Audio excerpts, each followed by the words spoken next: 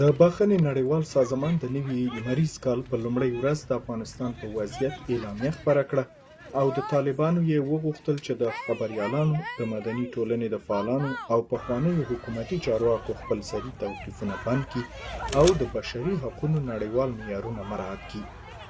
د بخښنې نړیوال سازمان وویلې طالبانو د خلکو د بیان او ټولیدنو پر ازادۍ سخت بندیزونه لګولي او هغه کسان چې د دې ډلې مخالفت کوي په خپلسري ډول بندیان کیږي، په غیر قانوني ډول په زندان کې اچول کیږي او یا هم بې درکه کیږي.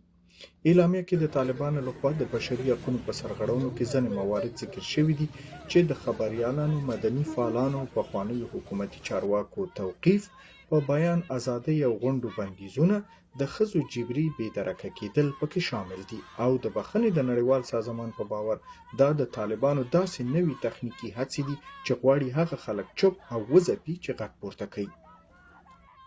که چیرې دغه حالت دوام وکړي نو په افغانستان کې د بیان ازادي به نور هم له ګواښ سره مخ شي او د افغانستان خلک به د اطلاعاتو څخه محروم شي. نو د دې لپاره لازمه ده چې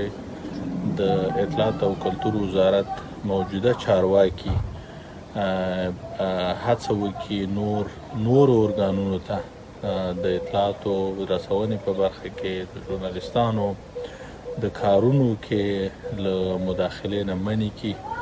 د طالبانو استخباراتي ادارې تېره اونۍ وویل چې ځینې شریر کسان چې د ټولنې مذهبي احساسات یې زیانمنول نیولي دي.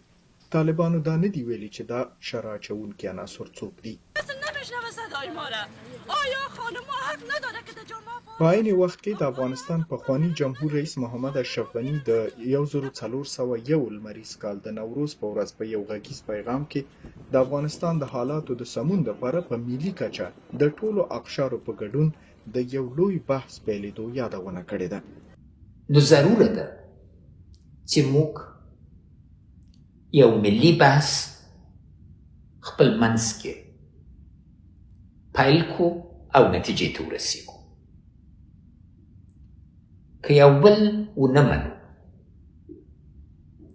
او افغانستان د ټولو کور ونه ګڼو او هر افغان ته د دې حق ورنکو چې خپل افغانیت، خپل غرور، خپل اسلامیت او خپل ژمنه ثابته کړي، فرصت به له لاسه ورکړي. د ښاغلي غني په باور د ملي مشروعیت پرته منطقوي او بین المللي مشروعیت ګران دی.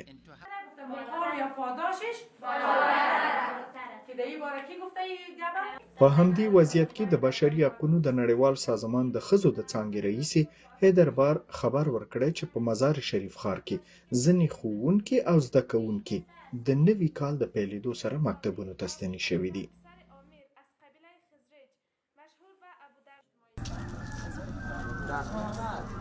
سید محمد